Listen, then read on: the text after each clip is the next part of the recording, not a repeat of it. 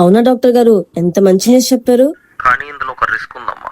నీ I retinal layer transplantation చేస్తే రాజు ఖచ్చితంగా కళ్ళు వస్తాయి, కానీ నీ కళ్ళు పోయే ప్రమాదం ఉందమ్మా. డాక్టర్ గారు, నాకేమైనా పర్లేదు కానీ నా రాజుకి మాత్రం ఎలా అయినా చూపు రావాలి.